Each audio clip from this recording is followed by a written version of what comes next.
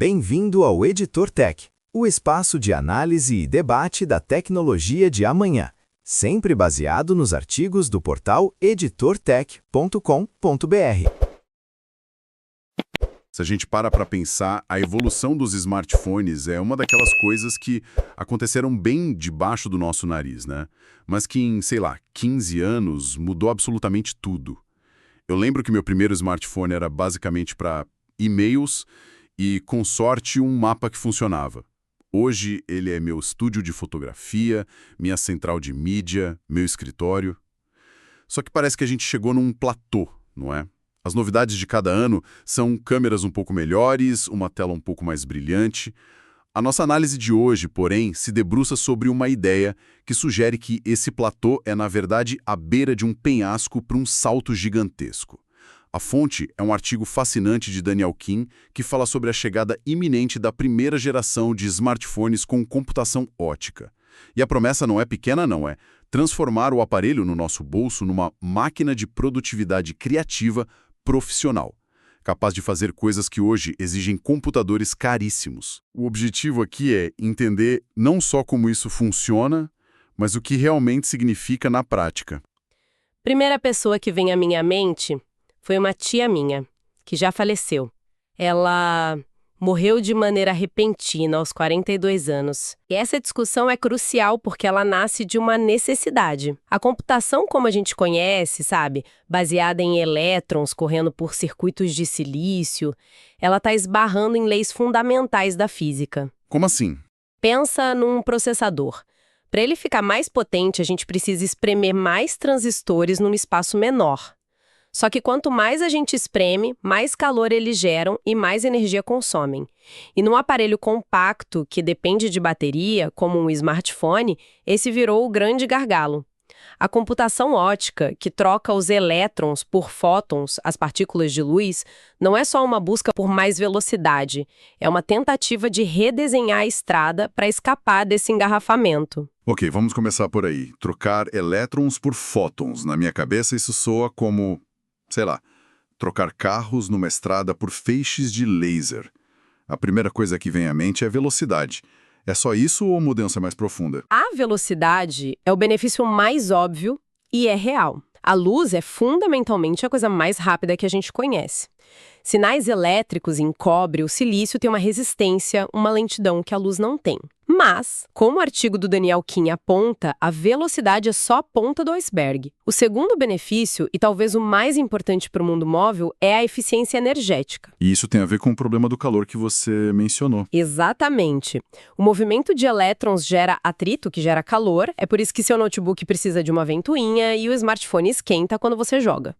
Fótons, por outro lado, viajam praticamente sem gerar calor. Menos calor significa menos energia desperdiçada. Certo. E menos energia desperdiçada significa uma bateria que dura muito, muito mais, mesmo executando tarefas, absurdamente pesadas. É o que permite que a promessa de produtividade profissional seja sustentável, sabe? Ah, claro. Uma coisa é ser rápido por 5 minutos até a bateria acabar. Outra, completamente diferente, é ter esse poder de forma contínua. Entendi. Então a velocidade é o que chama atenção, mas é a eficiência que realmente muda o jogo para um dispositivo portátil. Isso já faria uma diferença enorme. Mas o artigo menciona um terceiro pilar, o paralelismo. Esse conceito me parece um pouco mais abstrato. É o conceito mais revolucionário. Imagina uma estrada de uma única pista. Os carros, os elétrons, precisam ir um atrás do outro. Isso é o processamento sequencial. Certo. Agora, imagina que com a luz, você pode ter milhares de pistas sobrepostas no mesmo espaço físico, cada uma com uma cor de luz diferente. E todas funcionando ao mesmo tempo, sem interferir uma na outra. Nossa. Isso é o paralelismo óptico. Em vez de fazer uma tarefa de cada vez, muito rápido, um processador óptico pode fazer milhares de tarefas simultaneamente. O ganho de performance não é linear, é exponencial. Certo, agora a imagem ficou mais clara. Não estamos falando de um carro de Fórmula 1. Estamos falando de uma colmeia com milhares de abelhas trabalhando ao mesmo tempo. É uma mudança de arquitetura, não só de velocidade. Isso. E essa combinação de velocidade, baixo consumo de energia e processamento paralelo que, segundo o artigo, destrava o potencial criativo do smartphone. Exatamente. A tecnologia por si só é fascinante, mas o foco do autor é na consequência. A ideia é que um aparelho que cabe no bolso possa de fato substituir uma workstation de R$30 mil para tarefas de criação pesada. Ele descreve que essa primeira geração usará processadores híbridos. Eles não abandonam a eletrônica, que é ótima para tarefas gerais, mas integram um coprocessador óptico que entra em ação para o trabalho pesado. Tipo um turbo, que é acionado para tarefas específicas. E que tipo de tarefas seriam essas? Pensa em renderização em tempo real. Hoje, um artista 3D, um arquiteto, cria um modelo no computador e depois aperta um botão para renderizar. Aí fica esperando minutos ou até horas para ver a imagem final com todas as luzes e texturas. Sei. Com o processamento óptico, cada ajuste no modelo, uma mudança de luz, uma nova textura, seria visualizado na qualidade final, instantaneamente. O mesmo vale para a edição de vídeo em 8K. Você aplicaria um efeito de cor complexo e veria o resultado em tempo real, sem precisar pré-renderizar um trecho. Cara, isso para um cineasta é uma mudança de fluxo de trabalho absurda. Significa que a pós-produção começa no momento da filmagem, não dias depois no estúdio. Mas aí me vem uma dúvida prática. O gargalo não passa a ser a interface? Uma tela de 6 polegadas parece muito pequena para uma edição de cor de precisão ou para manipular uma cena 3D complexa. O artigo aborda isso? É uma ótima observação. E o artigo não ignora esse ponto, não. Ele sugere que, inicialmente, o smartphone se tornaria o cérebro de uma estação de trabalho móvel. Você chegaria no local, conectaria o aparelho a um monitor portátil, um teclado, um mouse e teria ali uma performance de desktop. Entendi. Mas o processamento pesado, o que exige a força bruta, estaria acontecendo dentro do celular. A revolução é a portabilidade do poder de processamento central, não necessariamente a eliminação de periféricos para trabalhos de alta precisão. Faz todo sentido. O computador passa a ser algo que você leva no bolso e não na mochila. E para outras áreas criativas? O artigo cita mais exemplos. Sim, e a ideia de tempo real se aplica a elas também. Para músicos, por exemplo, o grande inimigo da produção em dispositivos móveis é a latência. Aquele atraso. Isso, aquele pequeno atraso entre você tocar uma tecla num teclado MIDI e o som realmente sair. Com a velocidade da luz, essa latência se torna efetivamente zero. Seria possível usar softwares de produção musical, as DAWs, com dezenas de instrumentos virtuais e efeitos pesados rodando em tempo real, permitindo gravações com qualidade de estúdio em qualquer lugar. Imagina um produtor musical podendo gravar e mixar uma faixa inteira dentro de um ônibus de turnê, com a mesma qualidade que teria no seu estúdio. Exatamente. E por fim, ele menciona arquitetos e engenheiros. Eles poderiam levar um modelo 3D de um edifício para o local da obra, fazer uma alteração estrutural no projeto e ali mesmo rodar uma simulação para verificar a integridade da estrutura, em tempo real.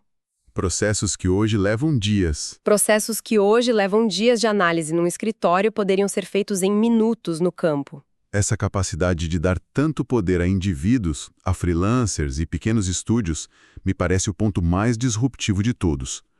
Qual é o efeito cascata disso na indústria como um todo, segundo o artigo? O autor prevê uma grande democratização do acesso a ferramentas de ponta. Hoje, o poder computacional é um diferencial competitivo caro. Grandes estúdios de cinema, de games, de design podem investir milhões em hardware. Essa tecnologia tem o potencial de nivelar o campo de jogo. Um freelancer em qualquer lugar do mundo poderia ter no bolso a mesma capacidade de renderização que um estúdio de Hollywood. Isso não só reduz custos, mas também impulsiona a inovação com o surgimento de novos aplicativos e serviços pensados para essa nova realidade. Mas essa democratização não corre o risco de criar um vale da estranheza, sabe? Com uma enxurrada de conteúdo hiperrealista gerado com pouco esforço? talvez desvalorizando o trabalho que é mais artesanal, mais demorado? Influencia ao falar da necessidade de adaptação dos profissionais. A ferramenta se torna mais acessível, mas o talento, a visão artística, a habilidade técnica para usá-la bem continua sendo diferencial. O que o autor enfatiza é o potencial de inclusão digital criativa. Artistas em regiões com infraestrutura precária ou acesso limitado a equipamentos caros teriam uma chance de competir em pé de igualdade. O potencial para descobrir novos talentos globais seria imenso. É um cenário muito otimista, mas imagino que o caminho até lá não seja tão simples. O hardware é apenas metade da batalha, certo? E os softwares que a gente usa hoje? Eles não precisariam ser refeitos do zero para aproveitar essa nova arquitetura? Precisamente. Esse é o primeiro grande desafio que o artigo aponta. Não adianta ter um motor de Ferrari se o chassi do carro não aguenta. A maioria dos softwares profissionais hoje foi construída ao longo de décadas sobre a lógica da computação eletrônica. Adaptá-los para tirar proveito real do processamento óptico é um trabalho monumental. Exige tempo e um investimento gigantesco dos desenvolvedores. Então vai ter um período de transição, onde teremos o hardware, mas talvez não os aplicativos para aproveitar todo o seu potencial. Exato! E junto a isso vem o custo inicial. Componentes ópticos em nanoescala são caríssimos de produzir hoje. Os primeiros aparelhos serão, sem dúvida, produtos de nicho, com preços proibitivos para a maioria das pessoas. Levará anos até que a economia de escala torne a tecnologia acessível. E tem também a curva de aprendizado para os próprios profissionais, que vão precisar adaptar seus fluxos de trabalho. E, por último, um problema muito prático. Deixa eu adivinhar. Armazenamento. Exato. Imagina o desespero. Meu celular já vive lotado só com fotos e vídeos em 4K. Nem me fale. Um projeto de filme em 8K com todas as suas camadas ou um modelo 3D com texturas de altíssima resolução gera arquivos de terabytes. Isso vai exigir soluções de armazenamento local muito mais rápidas e caras ou uma dependência ainda maior de serviços de nuvem robustos, o que nos leva de volta a uma possível limitação de infraestrutura. Ou seja, a revolução não acontece num vácuo. Ela depende de todo um ecossistema. Software, custo, infraestrutura, de rede, evoluindo junto. Mas o artigo não para nos desafios. Ele se permite sonhar um pouco e especula sobre os próximos passos, o que viria depois dessa primeira geração. O que é fascinante aqui é como ele conecta a computação óptica a outras tecnologias emergentes. Ele projeta um futuro onde, com a maturação da tecnologia, a gente poderia ter displays holográficos integrados. Em vez de olhar para uma tela plana, um arquiteto poderia projetar um holograma 3D do seu edifício flutuando acima do aparelho e interagir com ele gestualmente. Isso soa como algo saído de um filme de ficção científica. E a colaboração? Se todo mundo tem esse supercomputador no bolso, como eles se conectam? Se a comunicação entre os aparelhos também for ótica, através de redes de fibra ótica ultra rápidas, a colaboração poderia atingir um nível inédito. O artigo descreve um cenário onde múltiplos artistas em diferentes continentes poderiam trabalhar simultaneamente no mesmo arquivo de animação 3D. Ao mesmo tempo? Ao mesmo tempo, com milhões de polígonos, sem nenhum tipo de atraso, como se estivessem lado a lado no mesmo estúdio. E a inteligência artificial, que hoje depende tanto da nuvem? Com o poder de processamento paralelo da ótica, modelos complexos de IA generativa poderiam rodar localmente, no próprio dispositivo. Um designer poderia pedir ao smartphone, gere 5 variações desse logotipo com uma estética Art Deco, e o aparelho faria isso instantaneamente. Sem precisar de internet? Sem precisar enviar nenhum dado para um servidor. Isso não só aumenta a velocidade, como também resolve muitas questões de privacidade. É uma visão de futuro realmente poderosa. A conclusão do artigo resume bem essa transformação. A ideia de que o smartphone deixa de ser uma extensão do computador para se tornar o próprio computador. E como o autor diz, não qualquer computador, mas um dos mais poderosos já concebidos. Nossa conversa hoje nos levou da física dos fótons a um futuro com hologramas no bolso. Se há uma mensagem central a ser extraída do material de Daniel Kim, é que estamos à beira de uma mudança de paradigma. Não é uma mera atualização de especificações. É uma redefinição fundamental do papel que um dispositivo pessoal ocupa em nossas vidas, especialmente na vida profissional. Exato. A mudança crucial está na função do aparelho. Ele evolui de uma ferramenta primariamente de consumo de conteúdo, para ver vídeos, rolar redes sociais, para uma ferramenta primária de criação de conteúdo de nível profissional. O smartphone se torna o ponto de partida, o motor central do fluxo de trabalho criativo, e não apenas um acessório no final da linha. Isso me deixa com uma última questão para a gente refletir. A fonte foca muito na produtividade criativa profissional. Mas se ferramentas com esse poder absurdo se tornam onipresentes, rodando localmente no bolso de qualquer pessoa, como isso pode mudar não apenas o trabalho, mas a própria definição do que significa criar? Se a barreira técnica para produzir algo hiperrealista ou interativo complexo desaparecer quase que por completo, o que vai diferenciar o criador amador do profissional? Talvez a próxima grande revolução não seja no que a gente cria, mas em quem terá o poder de criar. Você ouviu o artigo A Primeira Geração de Smartphones com Computação Ótica, publicado no editortech.com.br.